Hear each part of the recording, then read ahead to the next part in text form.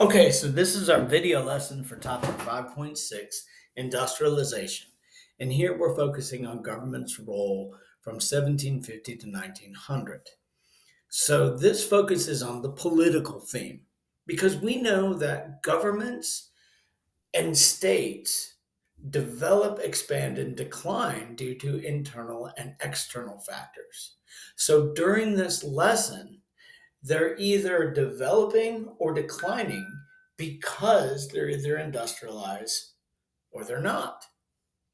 Now, the states that choose to industrialize are now providing for their populations differently. So, this is how this kind of ties in to the political theme. So, in this lesson, you're going to learn the causes of different states and empires and their industrialization. And I want you to focus on the strategies that they used. In this, we need to look at the causes and the effects of state sponsored industrialization in Egypt, Russia, or Japan. Now, this is going to build eventually to a DBQ you're going to write, where we're going to use primary sources to explain the causes and the effects of state sponsored industrialization in these three areas. So let's talk about notes. What I want you to focus on notes wise is simply answering this question. When you get a detail, make sure that it supports one of the causes or one of the strategies. Don't try to write everything down. So by the end of this video, you should be very prepared to answer this question. Now let's talk about context. We know that the Industrial Revolution occurred in phases. We have the British phase, in which the British government was very laissez faire, simply setting the conditions for this to take off. So, Richard Arkwright, the founder of Cromford Mills, used the coal and the iron, the steam engine, to make cotton textiles. So, England's going to take the lead.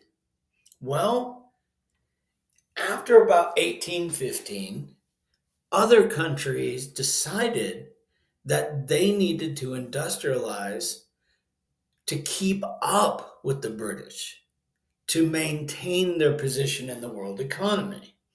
This is what's known as economic nationalism. So you have what's known as the Western phase, where countries such as France, Belgium, what becomes Germany, and the United States adopt an industrial economy in an effort to keep up with the British. Now, another facet is though that these industrial revolutions began in textiles, they quickly also added transportation industries such as railroads and steamships. The phase that this video focuses on and this question focuses on is the global phase. What's happening is that due to the second industrial revolution, the Western states and Great Britain are incredibly powerful. But because now they need copper and petroleum and other resources, they're beginning to try to dominate the world.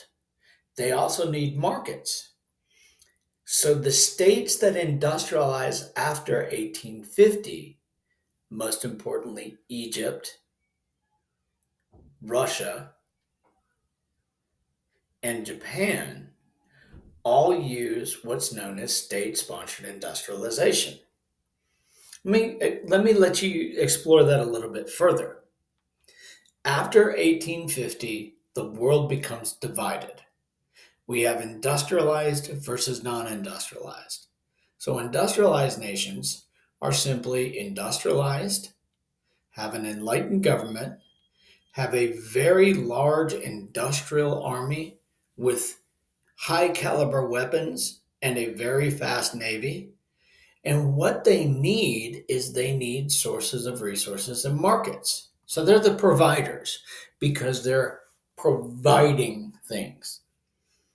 Okay. Now, when you talk about non industrialized nations, okay, They're very traditional. They're still making commodities, most importantly, raw materials that the industrialized nations need for their industrialized economy.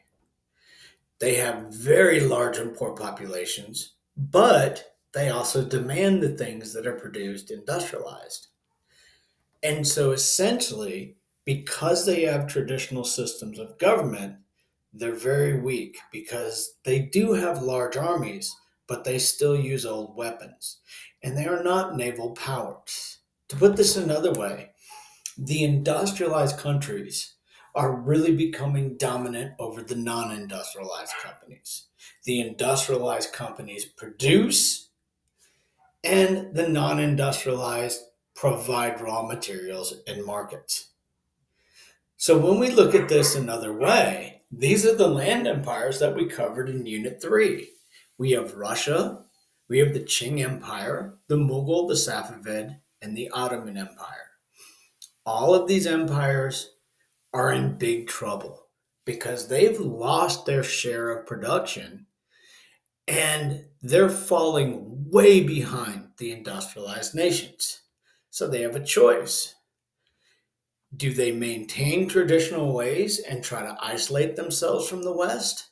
Or do they abandon their traditional ways and industrialize? But here's the thing, if they industrialize, they're also opening themselves to the West. So when we look at what happened after 1850, the Safavids, the Mughals, Qing China, they all sought to maintain tradition. Whereas Egypt in the Ottoman Empire, the Russian Empire, and Japan sought to industrialize to protect themselves. Now, the key thing about this question and the fact why did Egypt, Russia, and Japan industrialize and their strategy was that this is state sponsored industrialization. So, this is pretty important, so I would write it down.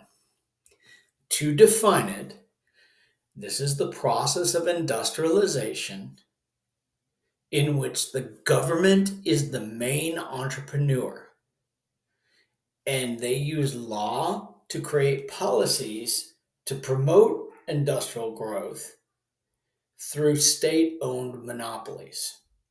So, this is totally different from England. Remember, England was private entrepreneur driven. This is going to be pure government driven.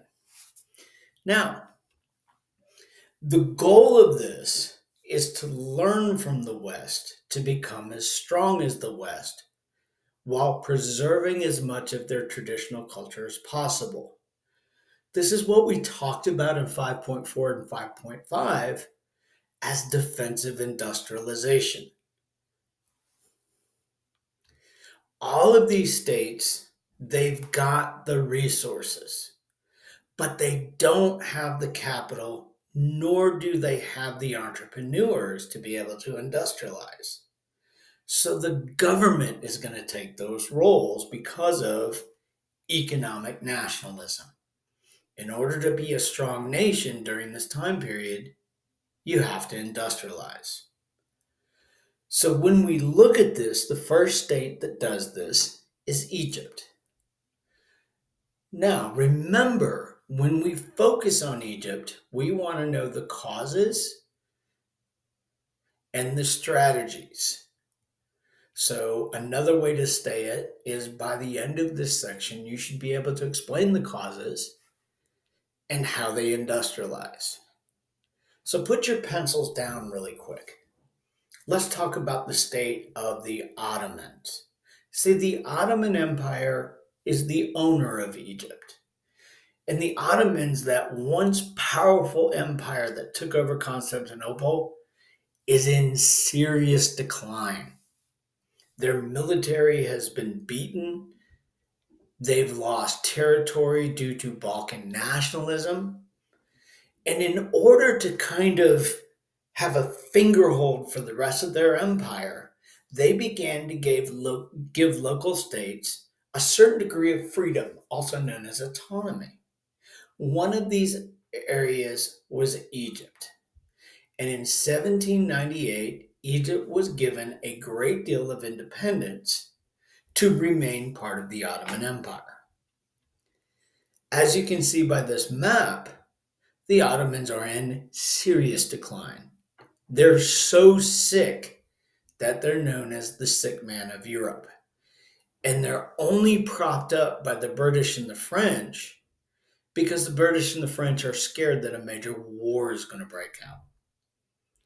So Muhammad Ali was appointed the governor of Egypt. And his goal is to modernize, also known as industrialize, in an effort to win their independence. So now we've got some nationalism coming in here.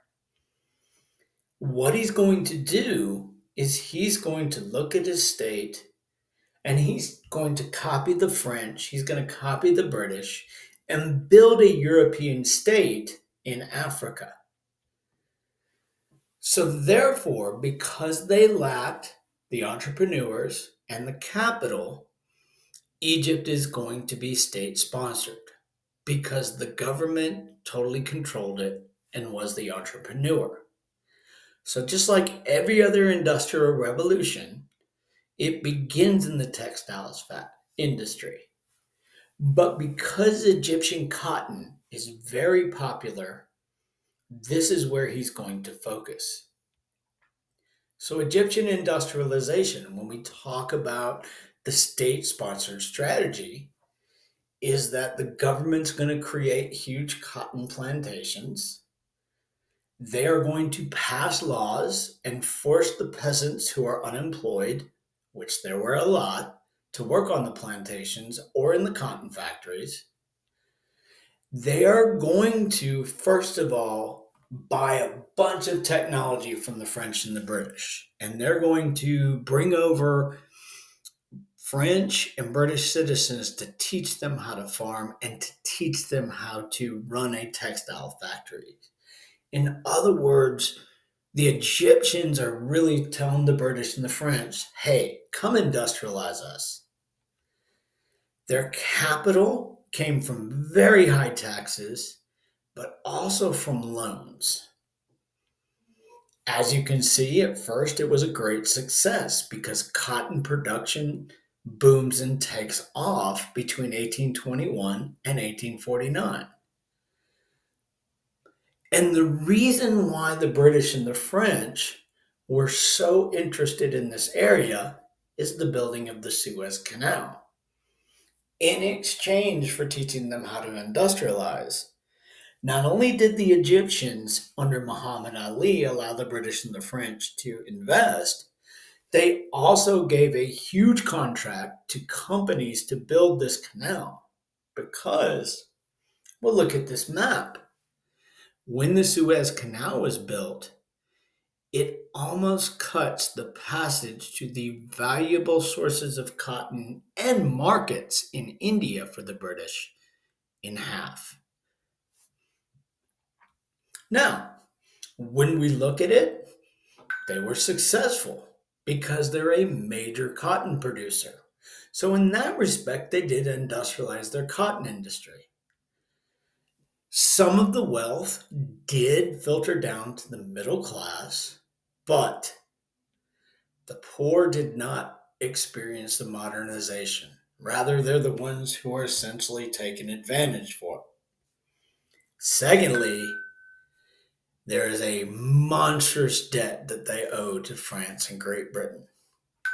And so what happens is when they can't pay their bills and they threaten the Suez Canal, the British and the French take Egypt over.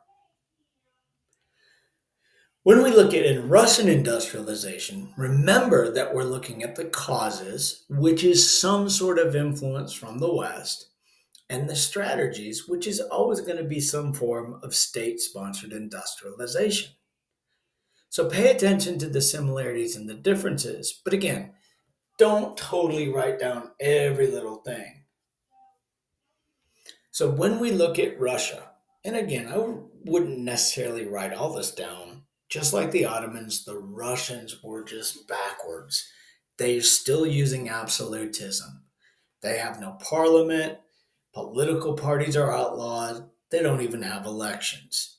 The painting in the lower left is called the Decembrist movement. A group of officers in the military who wanted to adopt the Enlightenment were basically shot dead in a park in St. Petersburg. This was done by Tsar Nicholas I, who really was a very conservative person. Also, Russian society is very split. They have no middle class. Rather, they're dominated by the boyars, a very small titled nobility. So Russia's very backwards.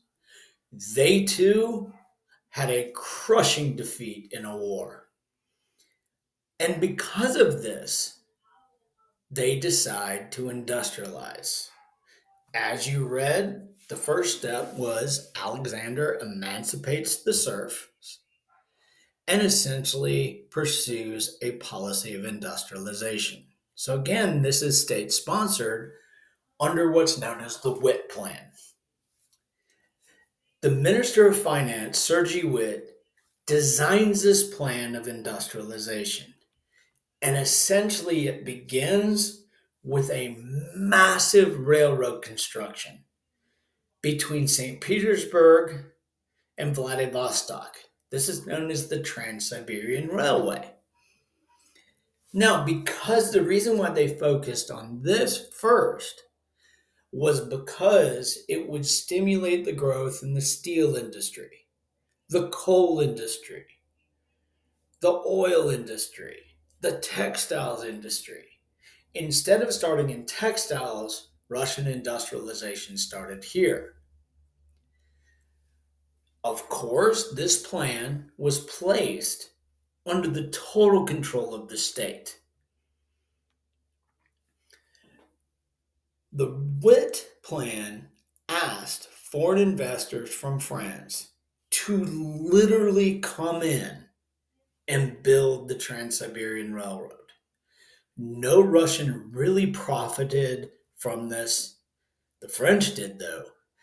But it was also messed up because instead of one company building the entire line, what they did is they employed different companies from France to build sections of it. And they didn't cooperate and they didn't have a map. So, like, one line would end here, then 5 miles later it would start. And they didn't even use the same gauge of track. But Russia did have the factors of production. They have huge deposits of coal and iron that were made accessible by the Trans Siberian Railroad. They had the freed serfs who were literally forced to work on it, and they got all sorts of loans from the French to build it. So, was it a success? Well, I mean, they did industrialize.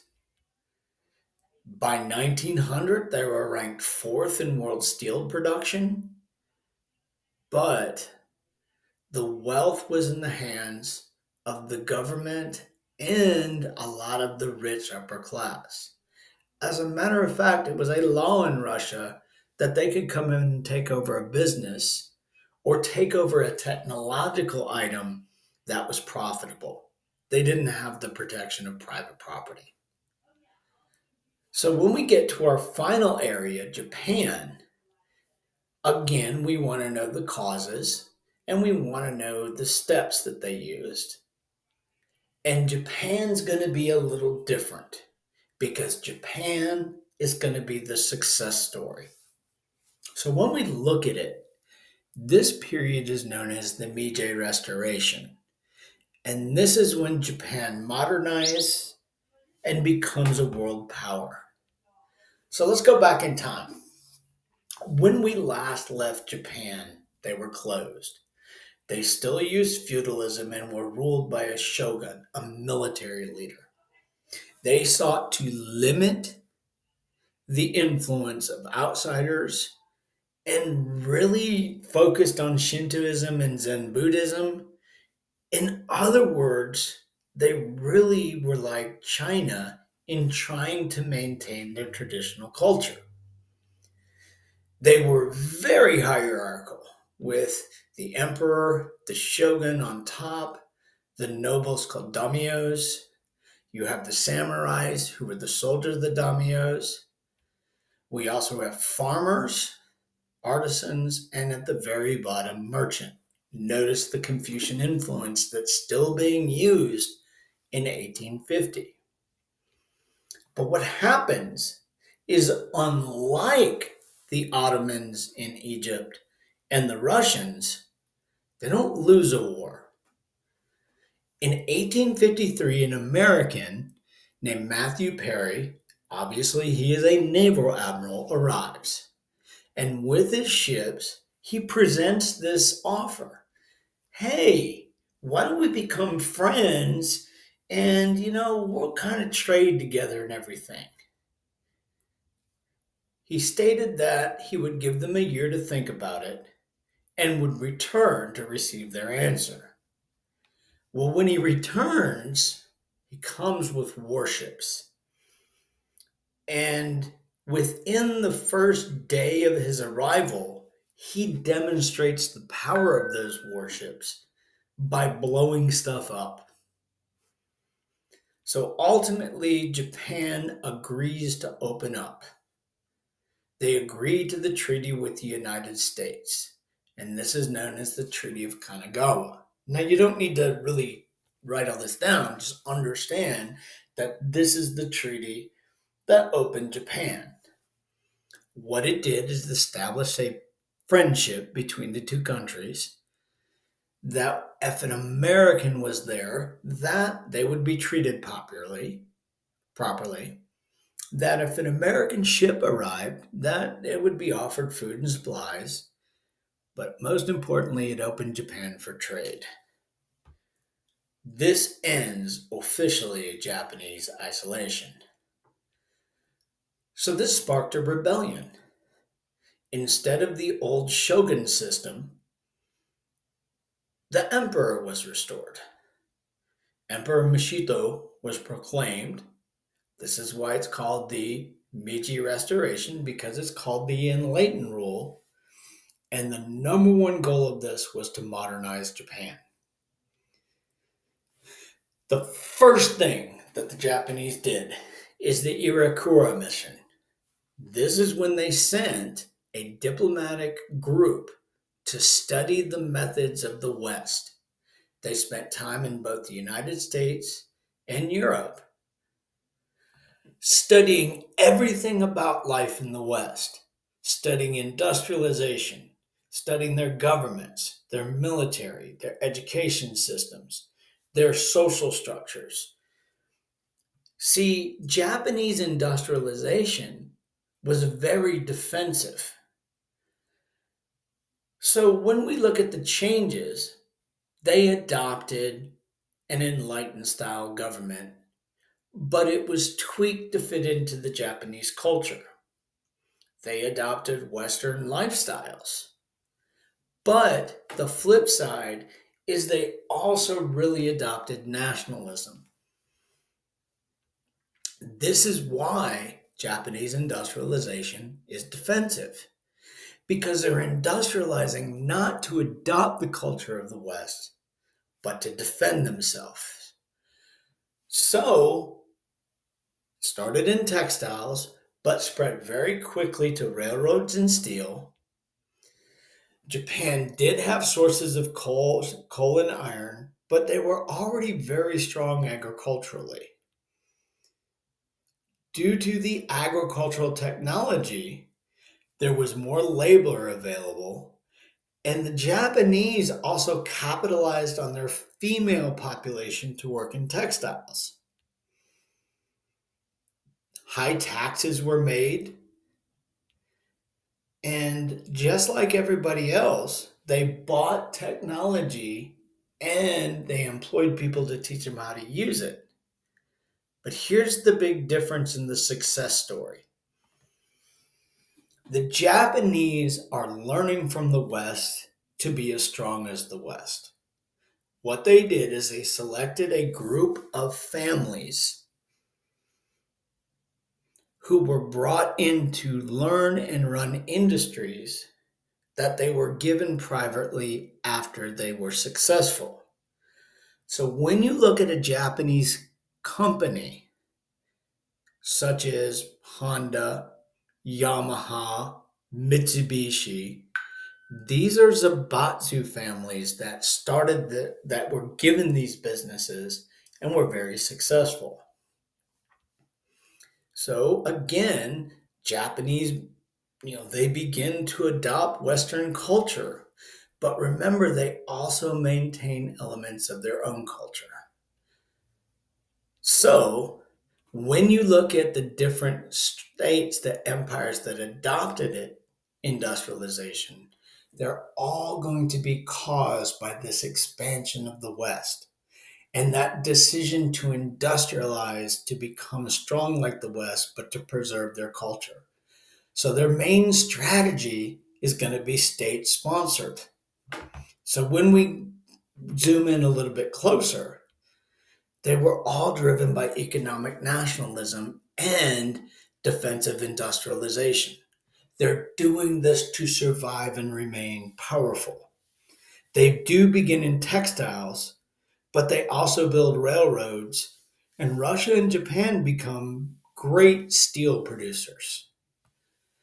In all of them, the government's the entrepreneur, and they're going to seek technology and people from the West to teach them.